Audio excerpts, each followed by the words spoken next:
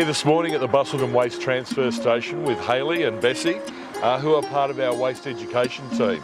And waste education is an important part of helping us achieve our recycling targets.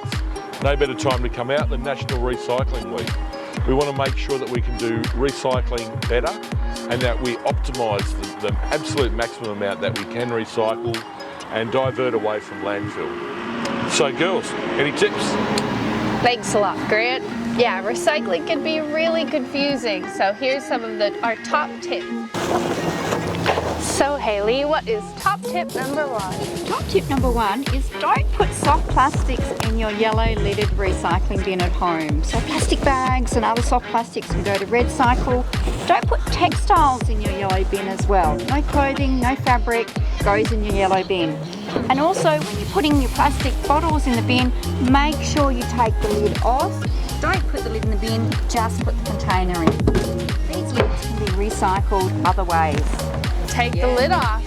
We can keep that lid and take So down to Origins Markets.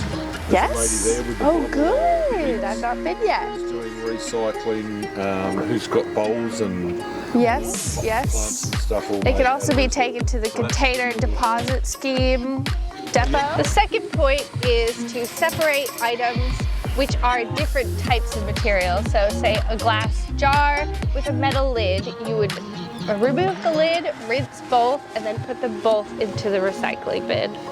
What's the third top tip? A third top tip would be keep it loose. So we don't want any plastic bags in our yellow top bin. So make sure all your recycling goes in there just loose as it is.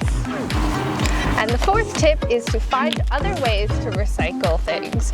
So just because they don't belong in your yellow lidded bin doesn't mean they can't be recycled. Soft plastics, for instance, shouldn't go in the yellow lidded bin, but they can be taken to a red cycle bin at your local supermarket for recycling.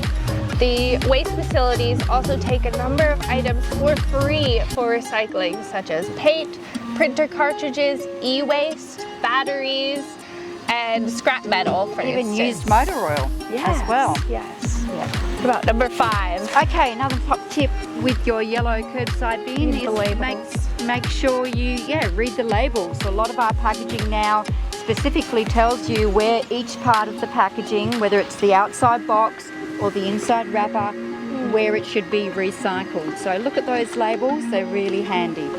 And finally, number 6 is to support brands and manufacturers who use recycled materials in creating their goods. So a lot of things you can find that you use daily on the supermarket shelves are made from recycled items, such as alfoil you can get now that is 100% recycled and 100% recyclable. There's even clothing brands creating clothing out of recycled textiles.